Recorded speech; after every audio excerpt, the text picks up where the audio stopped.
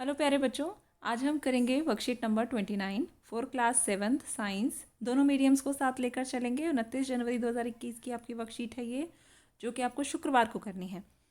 तो आज का जो टॉपिक है वो है प्लेइंग विद स्फेरिकल मिरर्स, और जो चैप्टर है लाइट है, प्रकाश यानी कि गोलीय दर्पणों से खेल। आज हम इनके बारे में जानेंगे और बहुत इंटरेस्टिंग होने वाली है ये worksheet. Have you ever seen your image in a newly boat stainless steel plate और इन अ स्टेनलेस स्टील स्पून? तो आपसे कहा गया है कि क्या आपने कभी स्टेनलेस स्टील की नई प्लेट में या चम्मच में अपना प्रतिबिंब देखा है? तो अगर नहीं देखा तो आज आप रसोई में जाइए और प्रेक्षण लिखिए, अपना ऑब्जर्व कीजिए, और अगर देखा है तो फिर एक बार और देख लेते हैं। ठीक है, तो चलते हैं आगे। क्या लिखा है वर्कशीट में? First of all we will talk about the curved shining surface. Curve shining surface of a spoon acts as a mirror. तो चम्मच का जो चमकदार वक्रित सतह होता है दर्पण की तरह काम करता है। जब आपने देखा होगा कि जब हमारे घरों में स्पून होती हैं तो उनकी शेप जो है वो कुछ इस प्रकार की होती है। ठीक है, तो ये जो कर्व्ड सरफेस होता है चम्मच का, ये एक मिरर की तरह काम करता है, एक दर्पण की तरह काम करता है। मिरर को हिंदी में दर्पण कहते हैं। The most common example of A curved mirror is a spherical mirror. तो गोलीय दर्पण यानी कि वक्रित दर्पण का सबसे अधिक सामान्य उदाहरण होता है। ठीक है, तो अब आगे बढ़ते हैं। ये कहते हैं कि जो स्पेरिकल मिरर होते हैं यानी कि जो वक्रित मिरर होते हैं, वक्रित दर्पण होते हैं, ये कितने प्रकार के होते हैं, इनके टाइप्स बताते हैं। तो स्फेरिकल मिरर अगर बात करते हैं तो स्फेरिकल मिरर बेटा कॉनकेव मिरर और कॉन्वेक्स मिरर यानी कि दो प्रकार के होते हैं, कॉनकेव एंड कॉन्वेक्स।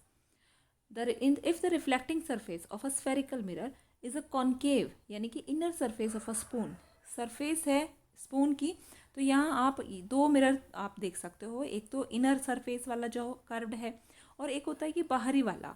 तो ये दो मिरर्स बनते हैं, एक तो अंदर की तरफ और एक बाहर की तरफ। तो जो अंदर की तरफ होता है जिसके अंदर एक कॉन्केव है तो इसको हम बोलेंगे कॉन्केव मिरर, और जो बाहर वाला है सतह उसको हम क्या बोलते हैं, कॉन्वेक्स मिरर।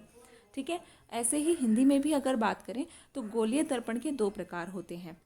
यदि किसी गोलीय दर्पण का परावर्तक पृष्ठ अवतल है यानी कि अंदर वाला है, अवतल है मतलब गड्ढा वाला है, तो उसको आप अवतल दर्पण कहेंगे।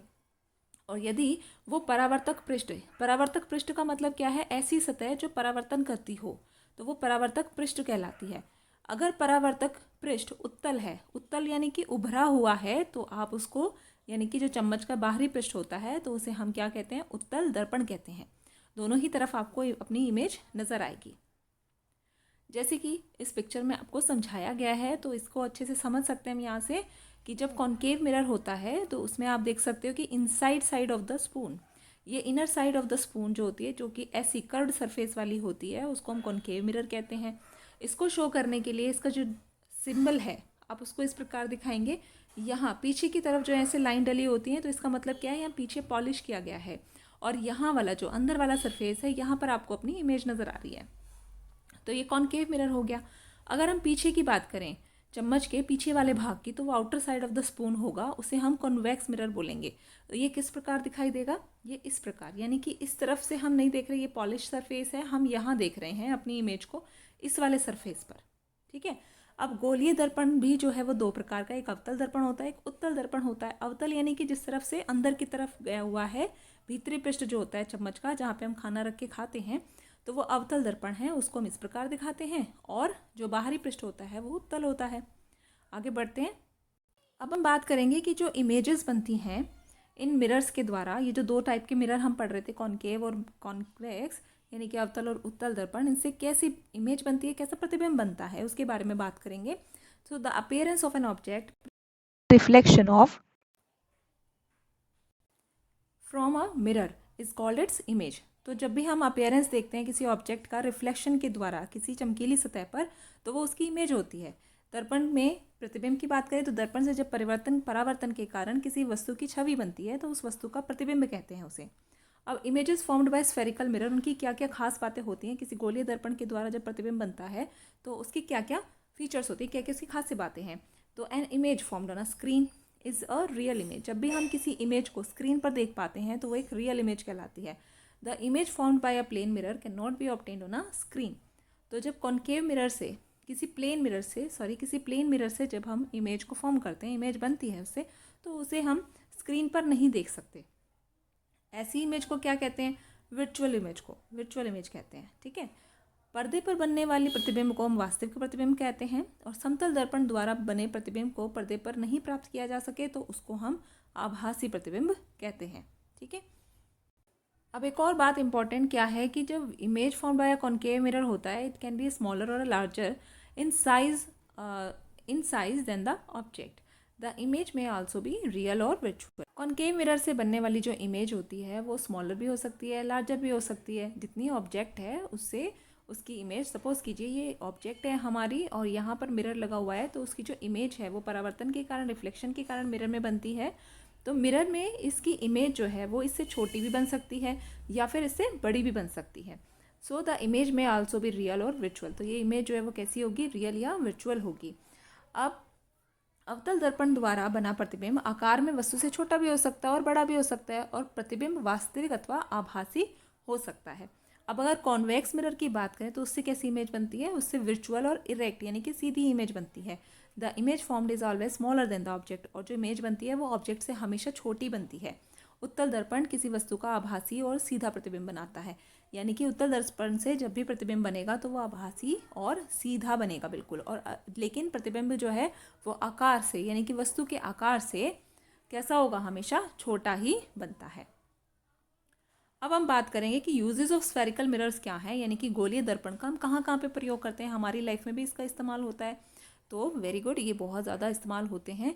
तो कहाँ कहाँ करते हैं इसे हम, एक तो हम इसको यूज़ करते हैं, डेंटिस्ट के द्वारा यूज़ किया जाता है ताकि दांतों की एक एनलार्ज्ड इमेज देखी जा सके। अवतल दर्पण का उपयोग दंत चिकित्सकों के द्वारा होता है ताकि वो दांतों का बड़ा प्रतिबिंब देख सकें।